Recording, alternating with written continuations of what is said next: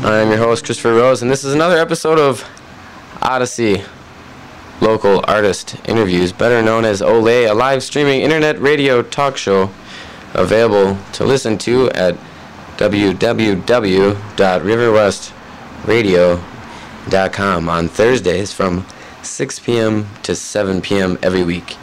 We bring in artists to get to know them and their perspectives on what's happening in the city and its creative culture. Today's featured artist is KTRE. He'll be joining with us shortly after I give you a sneak preview of a special clip from a new album, Sexual Warrior, by artist Zigmortius, Milwaukee native, universally creative. Zigmortius pumps out electronic progressive jams for you to tune into. So here's a sample off the new album track called Numbers, and I'll leave you with this.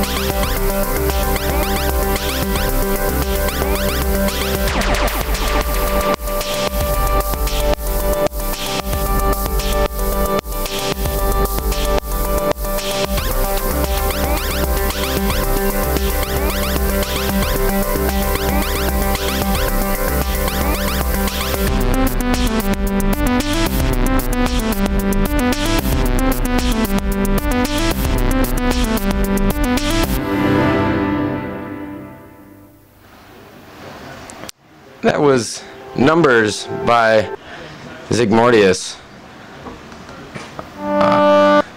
We'll be playing another track off his album called College, off the new Sexual Warrior full-length 13-track album. Tune in to this one, and then when we return, we'll be back with our special featured artist guest, KTRE. Enjoy.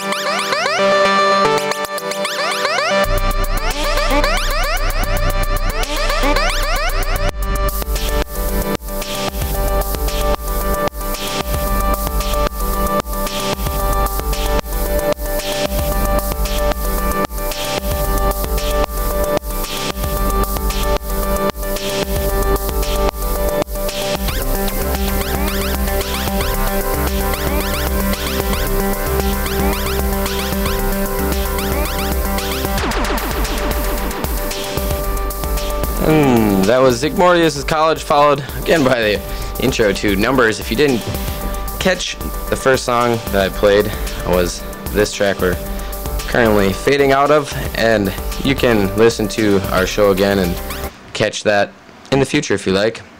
But again, welcome back to River West Radio. I'm your host, Christopher Rose, and this is another episode of Odyssey Local Artist Interviews, better known as OLAi, a live streaming internet radio talk show available to listen to at www.riverwestradio.com on Thursdays from 6 to 7 p.m. every week. We bring in artists to get to know them and their perspectives on what's happening in the city and its creative culture. Today's featured artist is KTRE.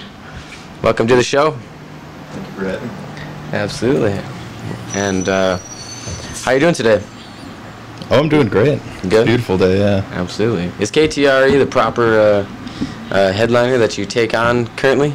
That's what I've been using since I was young. So it's kind of just always been around. Yeah, certainly. It's anonymous.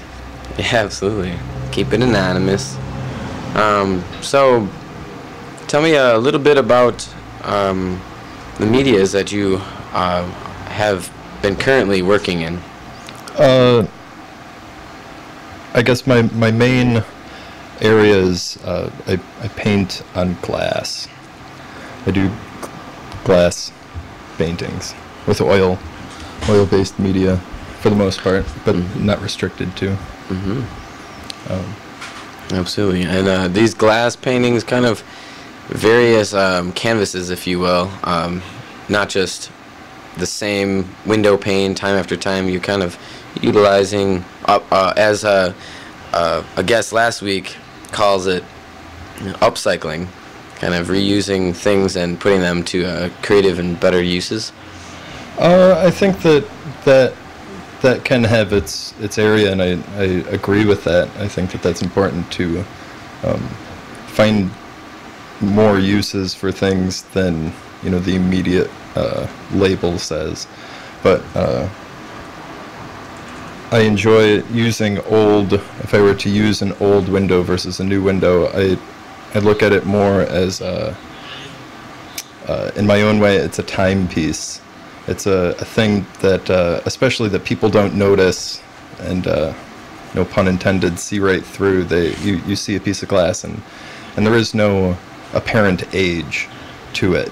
But if you can find an old piece of glass that has the provenance of being an old piece of glass, and you know where it came from, or you know the building that it came from, it has this power that only you understand when it sits up on a wall, because it could just be a new piece of glass, or you'd never know otherwise.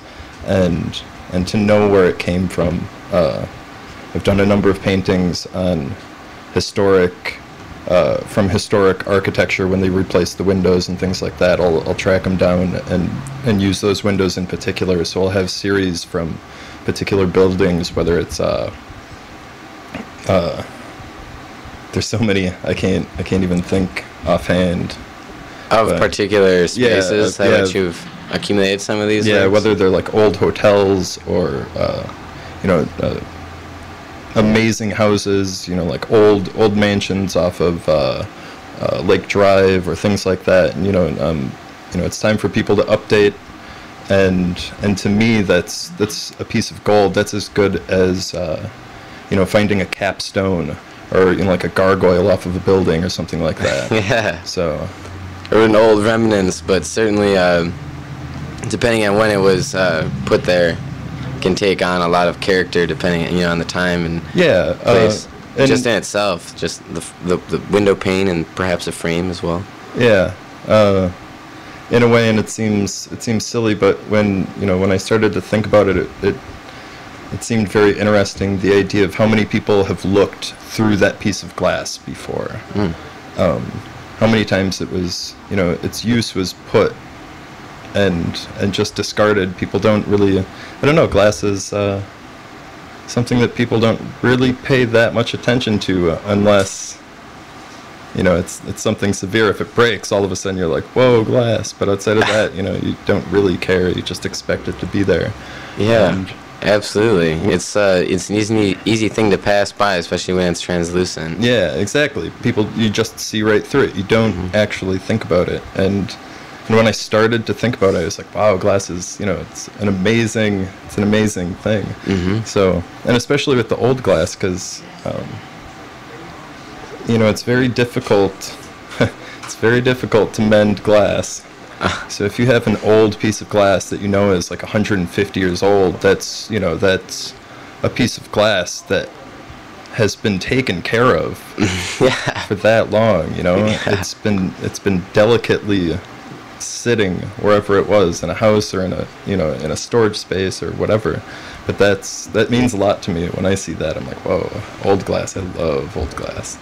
Yeah, man, that's really interesting. I'm glad you share that perspective on that. I actually was, that goes with a lot of things too. You can use it metaphorically, obviously, in a number of ways, but even something simple as that, you just walk by, every day. I was downtown walking on Wisconsin Avenue earlier, and passing by the storefronts down there, which I don't know if you've been down there recently or not, but a lot of initiative has been taken to sort of bring in these creative-based businesses and whatnot. So these window displays, these just giant window displays that normally were these, corporative constructions, if you will, of which I won't mention, but now are turning into local establishments, and they're kind of putting in these displays, and it was kind of fascinating. Just walk down there. It's almost like a gallery, installation gallery, just walking down North Avenue, looking at things that normally you would just pass by, and not really pay much note or attention to.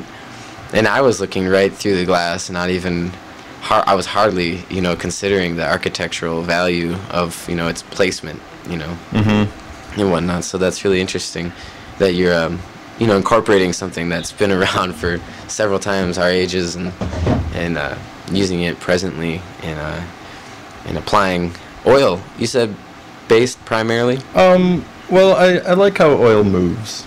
So that makes up my favored percent of the paintings. But that doesn't stop me at all. I think that using any medium, I try not to restrict myself on anything. I just do what it is that I want to do. And so, to say that I only do that would be foolish. Yeah. I don't want to stick myself into a corner that I can't get out of. Absolutely. So what can you tell us a little bit about kind of where this production of Glassworks started? Well, that's difficult. In a way, it was by accident, but at the same time, I don't, I would hate to say fate. I think that's something a little further than someone can, construct themselves. Yeah. But when I realized that it wasn't so much that I wanted to find art, it was that I wanted to understand things. I wanted to understand, excuse me, the world that I lived in, the universe that surrounded me. And so it's always been a pursuit of kind of trying to understand how things are and what they want to do. And so a lot of my search in any of the things that would be considered art, I suppose, are just markings of my own pursuit to understand things.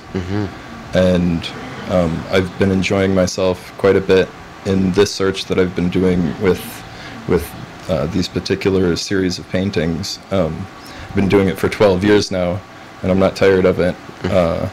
But will always continue to search in any given way, whether it's, stacking rocks or building a sculpture or painting on glass or whatever it is. But it's always, as long as I'm learning something, I'm happy. So that's righteous.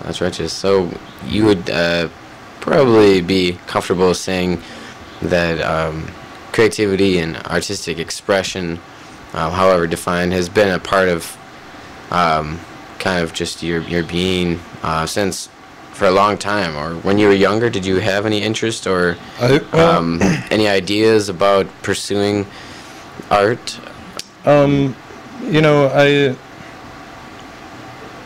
I found it interesting, the concept to be an artist, but I always found it like this fanciful thing too. It wasn't like, how do you actually do something like that? You know, there's no construct, there's no guidebook to actually do that. It's just like all up in the air.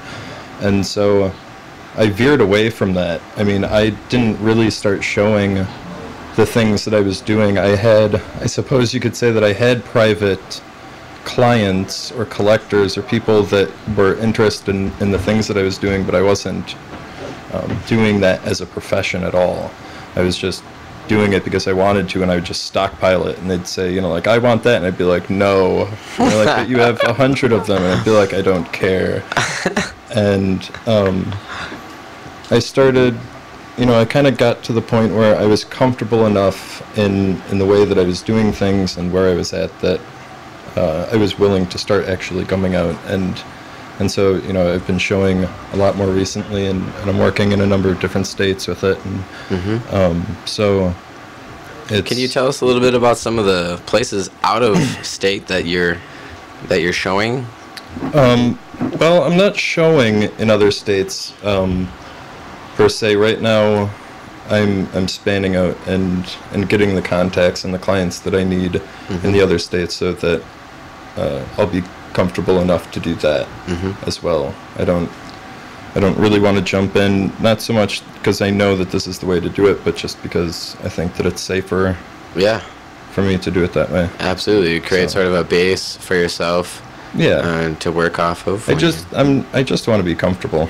I'm not trying to do anything insane, so I don't want it to come off as such. I just show up, it could be explosive this way or that. I'd rather have it just be subtle. So. Absolutely. Very nice. So for maybe people that are, have been doing a lot with their own private work, and that are interested in kind of getting out there a little bit more, since you have experience kind of dabbling in other cities or different regions, can you offer some kind of insight on your approach to sort of networking in other areas? Also, I would like to add to that, in your approach to networking in other areas, does Milwaukee have an influence when you go into these different places? Well, first off, I think, if I were actually going to give advice on something like that, which I'm hesitant to consider myself, capable of doing that, but I would have to say, keep yourself open and keep yourself aware of the people that are around you. Listen to people, talk to them, don't just brush people off, because I found the person that doesn't seem like they're anything could be the person that owns the company that you use products from every single day. I mean, it could be that simple. And so you need to listen to the world, listen to the people that are around you, and if you're open to it and create these connections, it kind of just falls into place in its own way. And also, never expect anything. Just, if you're doing it to be the king of the world, you're gonna lose, because you'll never know what that is exactly. If you keep yourself open to just the experience of showing people stuff, then you win every time. Even if you don't sell something, you're winning and winning and winning. and I think that's really, we do this because we want to win, right? And I think that's real winning. What way better to do it than just give gifts of visual aids? Well, it's it's like it's your search through stuff, and basically it's our offerings to the world of a search into stuff. And so if people can see that and appreciate it, and expand on their own search with that, like, that's as good as money. And that somebody really appreciates and prospers because what you made. That's perfect. Get out of here. People prosper off of somebody else's creations. No, no. We wouldn't be trying to entertain anybody now, would we? Yeah, right. Excellent. So, let me ask you, have you ever gone to school for art? Has education or any type of institution, perhaps even just acquaintance or such, been of a part of your direction? In a way, but not really what people would consider. No. When I was in high school, I was fascinated with the art room. I think that's the wrong word, but we'll just go with that. I was absolutely fascinated, and gained a fabulous rapport with the art teacher that had been there for 25 plus years, and it just became this like really dynamic workspace for me. So much so that I only concentrated on art, and once I realized that when you failed a class in school, that they put you in study hall for that hour, and if you were in study hall and got signed out by a teacher, you could spend that hour of study hall with that teacher. I just started failing classes left and right on purpose. I just wouldn't do it, and they'd put me in study halls, and I ended up one particular year I had 3 regular art classes, and then 3 study halls. I was spending, I think I had 4 study halls. It was like 7 hours of the day were spent like in the art room for a period of time, where it's just like all day long, and I would just get into everything. And so, and they had a great workspace too. Their ceramic department was amazing, and they had a full-scale photo department. And did you mess around with any of those medias, or are you still kind of... all of them. Yeah, I've messed around with as much as I can get into, and there's definitely certain ones that I feel more comfortable using as an outlet of whatever energy it is that I have in me. But there's definitely some that I don't find myself really doing as much. My brain doesn't want to draw a face. As much as I want it to, it doesn't. That part doesn't click. So you won't really find a lot of drawings from me or things like that. I might have doodles or even sketches that I will give to other illustrators that I'll be working with, because I found I know that I can't do everything, and that my brain doesn't turn on in all the areas that I want it to, but I know people that their brain will be turned on in that area that I can connect with, and so I'll basically transfer that information, if I can, to them. And if anything, that I'd like to expand my brain as much as possible. And if I can work with other brains, I think that like multi-consciousness is probably a cool direction to go into if you can get it to work right. Yeah, absolutely. That's good. It's and collaboration is, I think, pretty quintessential to developing and existing here. Absolutely. It's that openness that I described. You have to be open to the universe. It's like when you close down, or you consider a lack of possibility in something, then most likely it will develop that way. And so it's all about how we grow our future. If you think of it positively and think of it as something that could turn out, even if it looks bad, just like keeping in mind a way to see something good that will come from that. It's like, if there's a piece of poop on the ground, you're like, that's poop. But at the same time, that poop, is like the perfect fertilizer to grow a plant. Yeah, right. And so, if you have that bit of information, you can respect it. I think that we should respect the poops that we come across more. I think that we disregard them, and try to walk around them. And, it doesn't mean that you get all up in it, because that defeats a lot of your safety or your sanity or your well-being. But at the same time, knowing that it has its place is what's important. Just that consciousness.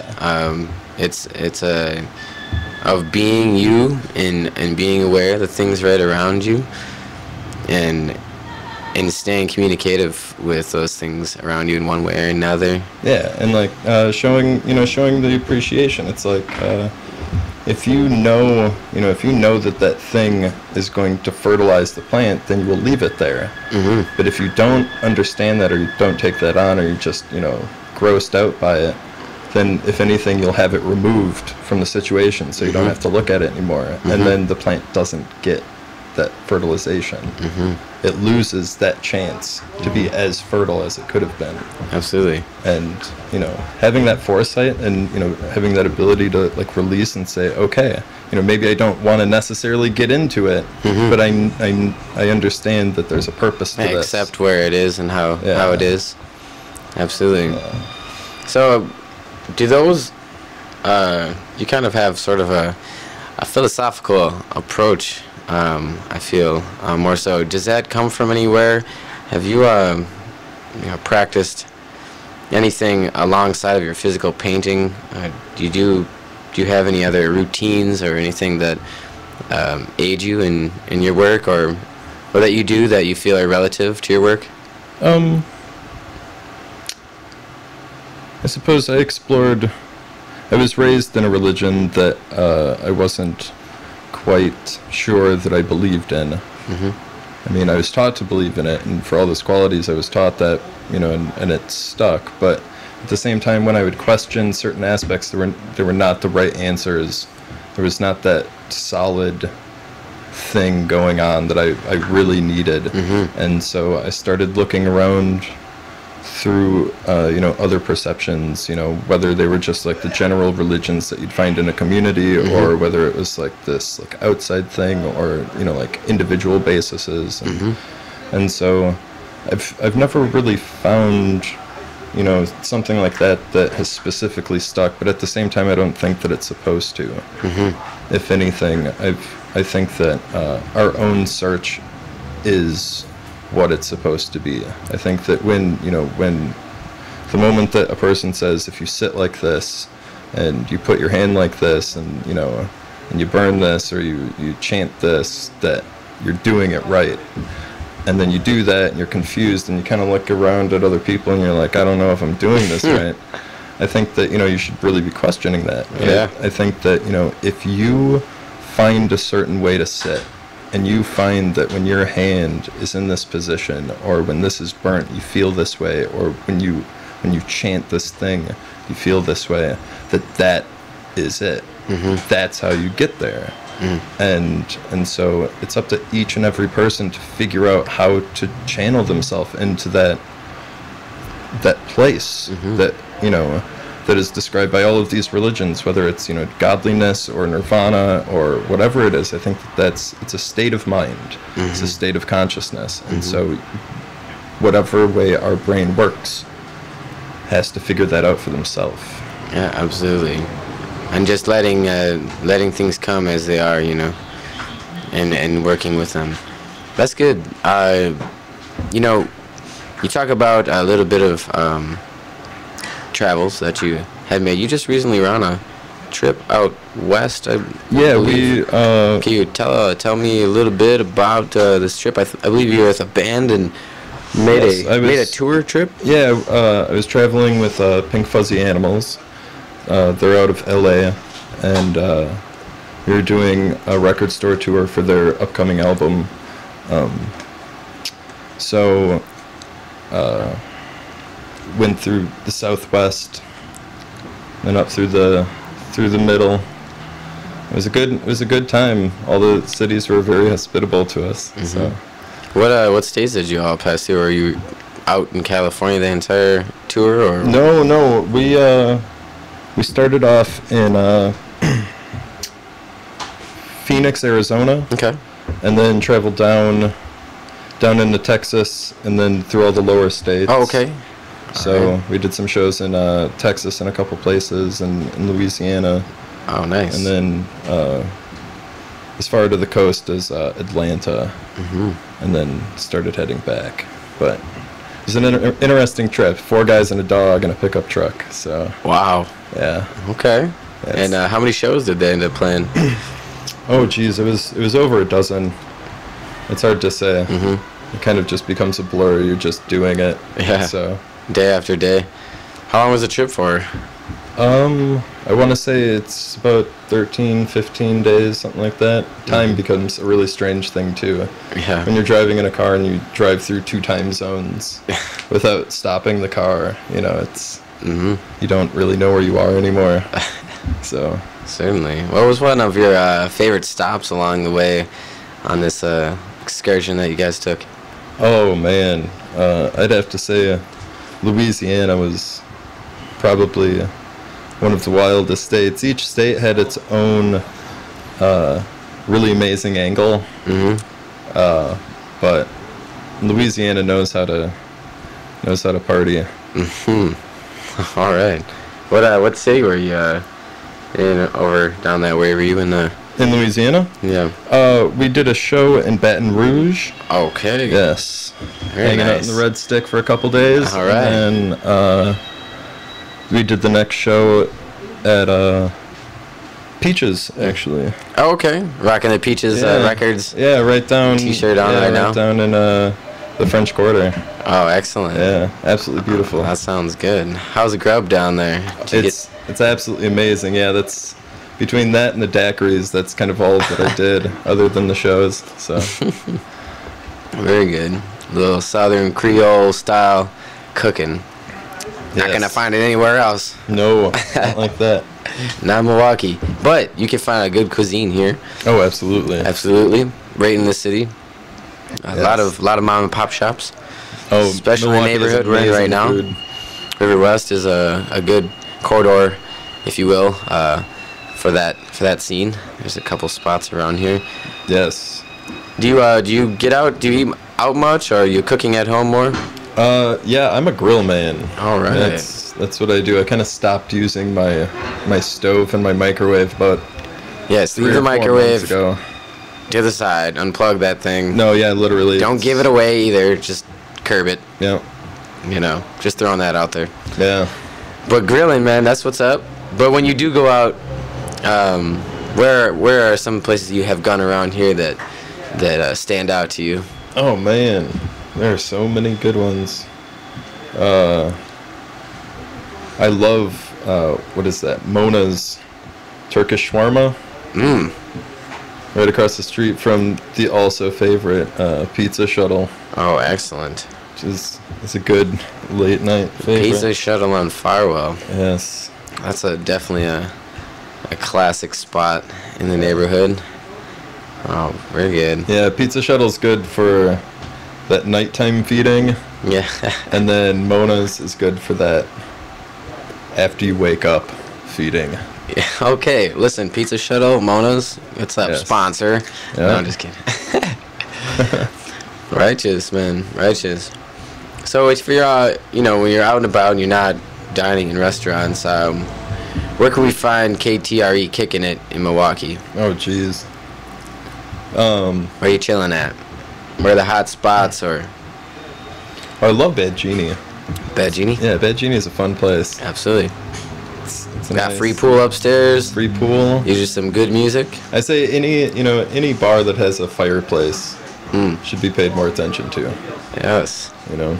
I agree. There's Plus not really... they have a fabulous Scotch selection. Is the last that I hear. So. Scotchman. We'll have a Oh. Scotchman. Absolutely, I love me a good Scotch. A so. Scotch connoisseur. Very nice. Actually, speaking of backyard bonfire style lounges or bars, there's that new spot that I just came across personally off of KK heading down to Bayview. It's called the Backyard. I want to say that I've been there. Yeah, it's right across the street from what I believe is called Mary's Burgers. Yeah, Hamburger Mary's. Hamburger Mary. Yep. Yes. And happy birthday to Mary out there, not the one who owns a restaurant, but sister from another mister. Oh, nice. Shout out, yeah. Happy birthday. Yeah, thank you. But anyways, this spot right across the street is called the Backyard. Features a patio with 3 grills on it. Oh, nice. Beautiful grills. And I don't think I they're roped remember off. And you can just bring food there, anything you want, and light them babies up and cook right in their backyard, and they actually have a little fireplace too. It's it's a stand-up portable one, but people are welcome to burn back there as well. That sounds like a fabulous idea. Yeah, it's kind of a nice little joint. I just came across there. But on this side of town, do you stay in River West? Are you living more downtown? What neighborhood are you? Yeah, I got a little pad downtown. Okay. I've been there for about 4 or 5 years now. But before that, I was living in River West. Yes. Right off of Locust and Bremen. Very nice. Yeah, I loved it down here. Right over by the. It's actually, to be perfectly honest, it was back when this store was over there. So they were basically my neighbors. Oh, the River West Video Store. Yes. Yeah, the River West Video used to be on Locust. Which is where River West Radio is located. Obviously, we know, but for those who don't. Yes. Right next to Fuel Cafe on Center Street here. Yeah, now it's on Center. Okay. Yeah, I did not. That must have been a minute ago because I've been in town for a good 5, almost 6 years now, and this place has been here that long. It must have been like right before that. Wow. I'm sure we can ask them. Yeah, that's interesting. Yeah, they were over there, and I would actually come here all the time. Mm-hmm. Well, not here, but over there. Yeah, absolutely. To the store, nonetheless. Yeah. Are you a Milwaukee native? I am a Wisconsin native for the most part. I was born out of state, but raised here. Yeah, I've been pretty much here my entire life since I was a toddler. So I'm familiar with this world. Yeah, this one certainly a little different than Baton Rouge, Louisiana. Oh, it's so much different than all of the states. It's actually one thing that I love touring about across the United States is seeing those differences that really take place, like how complex the United States actually is with its communities and the way that people do things, and it's really quite fabulous. And I enjoy. It is really quite fabulous. It's nice to come back home. It's nice to come back here because I think that we really do have it pretty good. I mean, we're very friendly for the most part, considering what you get in some places. But at the same time, I might just look strange, and I'm just getting attitude from people for that. Sure. So that's okay. Sure. What's maybe like one difference that you see that the city of Milwaukee carries separate from perhaps some of the other larger cities that you have been passing through? It's so hard to pinpoint something. But and it's I guess it's difficult to say. I mean, just being like as familiar with this place as I am, but I want to say that people are for the most part friendlier. That would be the primary thing that really sticks out. At least I found, and even if they're not friendly immediately, if you talk to them for a minute and they realize that you're a decent person, then they'll switch over and they'll be friendly. Sometimes people are just not friendly. Sure. And you try your hardest and they're just like, nope. You'll have that everywhere, and you can't please everybody. Yeah, but I rarely come across that here. And like I said, I don't know if that's just because I'm familiar with, this type of community and like how they act and how to make friends, or if they're just naturally friendly. But they seem like they're naturally friendly. And when I see them interact with like other people that come from the outside, very accommodating. Yeah, so hospitable. Yeah. That's certainly one thing I would say sticks out in my mind.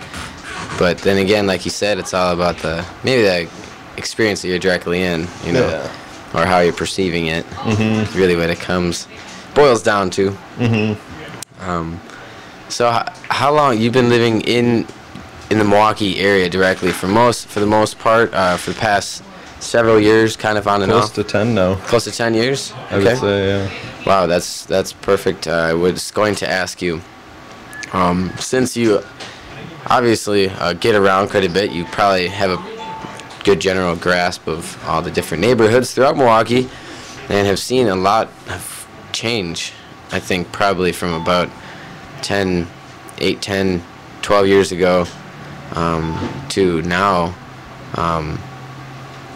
Is there any neighborhood in particular that stands out to you that just is not the same thing that it was 10 years ago that as you see it or perceive it today? Either positively or negatively? Yeah.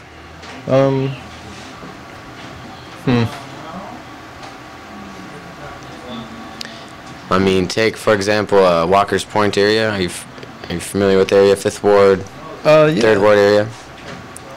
Yeah. Yeah, I would say that they've cleaned that area up a lot more than it was before, but that's been a project in the works for quite a while now. I don't know. I don't know if I noticed anything in particular from that, but I will say one of the things that I noticed honestly was what's our police chief's name? I don't talk to cops, so I'm not sure. Oh, I do. That's one thing. If I'll say anything, Milwaukee cops are probably the favorite cops I've ever talked to. Wow. Yeah, I think that Milwaukee cops are fabulous. They're really friendly people. I think there's too many of them. It's not. No, I think that it's. I don't know. The way it. See, I think I was gonna say with the police chief, I felt like when he came in, they brought him in because the crime was getting really bad. Like you could see it. I could see it from living around. Mm-hmm. It was like this thing that you kind of thought about and were nervous about.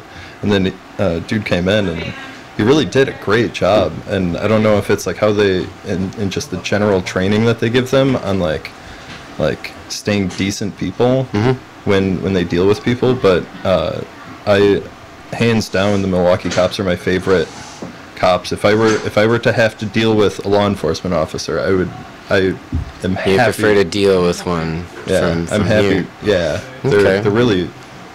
I know a number of them like on first name basis, just from. Okay. So on a personal standpoint, from having spoken with them, but as far as from what I've seen from like knowing them kind of in that off-duty sense, as well as like being in a situation of like being pulled over, I've always found them as they're not out to get you. In some states it seems at least that like their attitude is more like you're going in for something today, and you don't get that around here as much. They're kind of just doing what they need to, and if you're screwing around, then that's their job. Yeah. And I can totally respect that. Absolutely. But Absolutely. I don't know. But that's one thing that I've noticed in the communities is I think that the development of our police staff and I think general that's helped the community quite a bit. I think that the community feels safer. I think that we still have situations. You still have to be cautious. If you're walking home at night or things like that, but you have to do that anywhere. Yep, absolutely. But it's. I don't know. I think that their presence has become a positive as opposed to a negative. I'm not afraid of them. I don't. No, there's no reason to be afraid of them or anything like that. So they're just workers, public workers. They're just. It really feels like they're trying to help out the community more than just having a job, being a cop. I guess if anything, and that's something that the communities do need. We do need to have. That proper sense of security. It seems more like a person. Sometimes it just seems a little overbearing for me, And in certain situations or places, I feel like sort of excessive force, and not more so with presence that I've seen than anything. I see a lot of effort being put in, by the city, obviously, and the chief is obviously responsible for where and when, enforcement is needed. But at the same time, I think that there's a lot of officers that are rolling around the street that are, let me not go on too far about it, but essentially, excessive tax money being used to pay employees of the law that I feel aren't necessary? Well, I think that, in a number of the systems, and it's nothing that I would really want to get into, but, I think that there's a number of different ways that we could be approaching, our uses of resources. Yeah, absolutely. But, whether or not, like I or just something to consider, around, knows what actually to do with that. But, absolutely. I don't know. Well, listen, aside from that, yes, we're out here trying to make a scene, and for those of you just tuning in now, I'm your host, Christopher Rose, and this has been another episode of OLAi Odyssey Local Artist Interviews, and today's featured guest was KTRE. He sat down with us, and I'd like to say thank you very much for giving us some of your time and coming down here, giving us a little bit of your perspectives and telling us about things you've been doing. I know that currently some of your work is hanging at the Stonefly Brewery in River West that people can go and check out if they'd like to. The glass panel pieces displayed on the entrance wall there. Is there anywhere else currently you're publicly displaying that you'd like to announce? I do have a number of pieces, at least in Milwaukee at the moment, at Carte Blanche Studios, which is on excellent 5th and Washington. Check it out. That's an excellent place. Theater group. 1024 South 5th Street. Okay. So. Very nice. And potentially spot down the 3rd Ward if we can work out something in the near future here as well. Yeah, there's a number of possibilities in the near future. So. Good. All right. Well, thank you very much again for coming down, and thank you all for tuning in to OLAi. I'm going to leave you with one last track off the Zygmordia Sexual Warrior album known as Megan Fox. Here it is.